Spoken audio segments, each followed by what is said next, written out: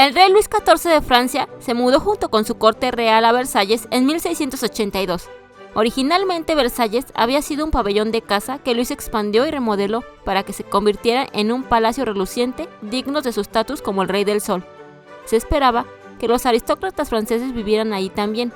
Para las personas que realmente estaban allí, fue más memorable por el hedor más que por la opulencia. Así que hoy vamos a ver cómo era la higiene en la corte de Versalles. La higiene era muy distinta de como la mayoría de la gente lo ve hoy. La gente en el siglo XVII no veía los baños de agua caliente como un capricho placentero o una necesidad higiénica. De hecho, muchos de ellos creían que bañarse en agua caliente era algo realmente malo para la salud. La creencia común era que el agua tibia debilitaba el cuerpo y ensanchaba los poros, lo que permitía que las enfermedades ingresaran al cuerpo. No solo en Francia encontraban que era mucho mejor y más seguro para la salud tener un lavado rápido que sumergirse en una tina. El propio rey Luis no fue una excepción. De hecho, los historiadores creen que el llamado Rey Sol solo tuvo 2 baños en el transcurso de toda su vida. Ahora, eso no quiere decir que nunca se ocupó de su higiene personal. Se sabe que ocasionalmente se limpiaba con una toalla, se frotaba el cuerpo con perfume y alcohol y se lavaba las manos todas las mañanas. Pero sentarse a su lado en una cena no sería demasiado fácil para el sentido del olfato. Ahora que establecimos que a Luis XIV no le gustaba mucho bañarse o ducharse, entonces cuando sudaba, él, como si fuera tu antiguo compañero de cuarto de la universidad, simplemente se cambiaba de camisa. Luis y sus cortesanos se cambiaban de camisa varias veces al día, un movimiento que indicaba tanto su dinero como su estatus. Sin embargo, aunque los perfumes permitían a los usuarios enmascarar los olores desagradables, el olor corporal seguía siendo un problema importante. Lamentablemente para todos los involucrados, los desodorantes para las axilas no se usarían ampliamente hasta el siglo XX. En los tiempos modernos, responder al llamado de la naturaleza es típicamente una experiencia bastante privada, pero eso no fue siempre el caso en Versalles. Luis XIV, por ejemplo, a menudo se reunía con los visitantes mientras estaba en el inodoro, al igual que otros miembros de su corte. A pesar de esta apertura innecesaria, todos los habitantes también habrían tenido orinales o inodoros en sus habitaciones privadas. Cuando más alto fuera su rango en la corte, lo más probable era que tuvieran un pequeño armario en sus despachos para hacer sus necesidades. Para todos aquellos que se están preguntando, el primer inodoro con descarga no llegó a Versalles hasta que Luis XV, el sucesor inmediato del Rey del Sol, instaló uno para su uso personal en 1738. Aunque los habitantes tenían inodoros y orinales en sus espacios de vida privados, Versalles tenía letrinas de uso público, pero teniendo en cuenta la gran cantidad de personas en el palacio, la oferta era, por decirlo menos, lamentablemente insuficiente. La combinación de pocos inodoros y alta demanda significaba que las letrinas estaban bajo una tremenda presión. A menudo se desbordaban y las aguas residuales se filtraban a través de las paredes y pisos hasta las habitaciones vecinas. Versalles tenía tuberías limitadas, lo que significaba que los orinales se tiraban sin ceremonias por las ventanas. Los transeúntes tenían que moverse con precaución. Se dice que incluso María Antonieta fue golpeada una vez por desechos voladores. Si las basinicas no se tiraban por la ventana, tendrían que ser transportadas a uno de los pozos negros cercanos que recolectaban desechos.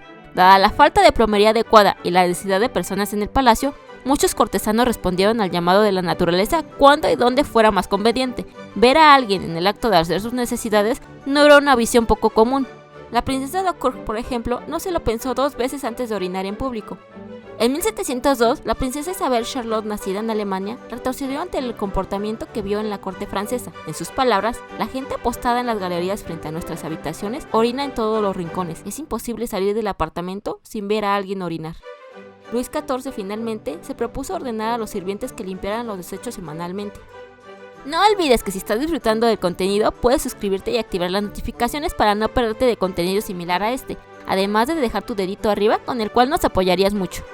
Según los informes, el hedor de Versalles era horrible y abrumador. Según un testigo, los olores desagradables en los jardines y el parque, e incluso el castillo, podrían hacer que una persona literalmente tuviera arcadas. Los patios y los pasillos estaban llenos de orina y heces.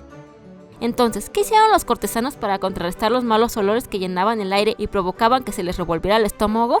Intentaron taparlo. Sí, la mayoría de los residentes habitualmente se bañaban con generosas cantidades de perfume. Como dijo el historiador Alan Corbin, usaban cantidades excesivas de perfume para protegerse y purificar el aire circundante, pero finalmente fue contraproducente. La prevalencia de los perfumes solo empeoró las cosas, ya que solo agregó otra fragancia al ya insoportable hedor. Versalles también fue un semillero de relaciones entre todas las clases. Después de que Luis XIV trasladó su corte al antiguo pabellón de caza, trabajadores y nobles llegaron a la ciudad. Según las personas que estaban allí en ese momento, el bosque que rodeaba los terrenos del palacio se convirtió en una especie de burdel al aire libre, ya que ahí se podía solicitar a las trabajadoras sexuales, a la luz de lo que él consideraba el libertinaje moral de su corte y reino. Luis vigiló enérgicamente a las trabajadoras sexuales y las marcó como pecadoras. Sin embargo, contrariamente a las posturas públicas de Luis sobre la moralidad, mantuvo a numerosas amantes. Líderes políticos diciendo una cosa y haciendo lo contrario, eso es difícil de creer. Después de toda una vida de problemas dentales, Luis XIV ya no tenía dientes cuando falleció en 1715. Sus problemas dentales eran graves, pero estaban lejos de ser únicos. Las golosinas decadentes hechas con azúcar refinada comenzaron a estar ampliamente disponibles en Francia en el siglo XVII.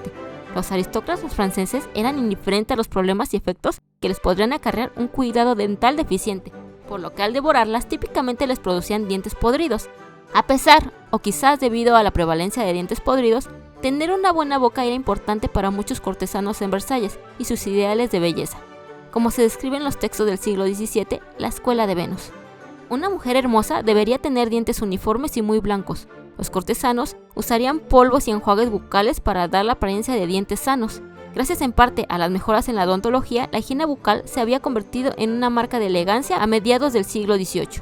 En un supuesto intento de ocultar su propia calvicie, a Luis XIV se le había atribuido el mérito de haber ayudado a popularizar esas elegantes pelucas que solían usar en Francia. Pero las pelucas hicieron más que solo ocultar la calvicie de patrón masculino, protegieron contra los piojos. Piojos a menudo infestaban estas en lugar del cuero cabelludo de una persona, y hervir una peluca cubierta de piojos era mucho más fácil que quitar los piojos del cabello de una persona. Se dice que los hombres generalmente se afeitaban la cabeza para usar pelucas y controlar los piojos, mientras que las mujeres en general no lo hicieron. Las condiciones higiénicas de Versalles también afectaron a los alimentos. Los problemas de plomería dificultaron la vida de los cocineros del palacio. Por ejemplo, en al menos una ocasión, las aguas residuales se filtraron en las cocinas privadas de María Antonieta y contaminaron todo. Aunque lavarse las manos era parte del ritual gastronómico de Luis XIV, hay evidencia de que la comida no siempre se preparó o manipuló correctamente. Como resultado, los parásitos intestinales vivían dentro de los cortesanos en Versalles. Incluso el reino se salvó, y se sabe que tuvo varios episodios de teniasis.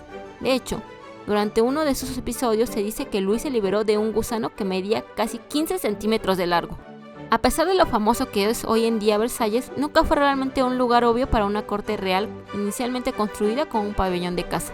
No estaba cerca de un flujo de agua que pudiera eliminar los desechos. Peor aún, el sitio se construyó sobre lo que un observador llamó arena y pantanos cambiantes, por lo que cuando Luis XIV decidió trasladar su corte allí, la ya de por sí pobre situación higiénica en Versalles se deterioró rápidamente a medida de que más personas llegaban al espacio. Para empeorar las cosas exponencialmente, Luis generalmente se quedaba en Versalles en lugar de circular entre múltiples palacios como los reyes habían hecho anteriormente. Esto suponía una carga de limpieza imposible para el ejército de sirvientes y cuidadores que simplemente no podían seguir el ritmo de las montañas de inmundicia y desperdicios que los cortesanos producían. Versalles estaba sucio, pero era un gran lugar si eras un gran aficionado a los gatos. De hecho, cualquier visitante de Versalles habría visto gatos domésticos y salvajes por toda la finca del palacio. Algunos miembros de la corte trajeron sus propias mascotas y los montones de comida de desperdicios atrajeron a los roedores, que a su vez atrajeron a los gatos que los cazaban. Por supuesto, la presencia de tantos gatos provocaron aún más problemas de higiene. Los excrementos de los felinos se podían ver en todo el terreno. Peor aún, los restos de gatos fallecidos se podían encontrar a lo largo de la calle principal de la ciudad. Después de que Luis XIV falleciera en 1715, su bisnieto de 5 años heredó el trono, como Luis XV. Reconociendo el estado antihigiénico y generalmente apestoso del palacio, Luis XV comenzó varios proyectos de renovación, destinados a limpiar un poco las cosas. El principal de ellos era asegurarse de que se extendieran las tuberías del alcantarillado. Esto puso una mayor distancia entre el palacio y sus pozos negros de desechos humanos, que al menos era un buen comienzo. Entonces, ¿qué piensas después de ver este video? ¿Aún te hubiera gustado vivir en la corte de Versalles? Déjanoslo saber en los comentarios y no te olvides de suscribirte si aún no lo has hecho.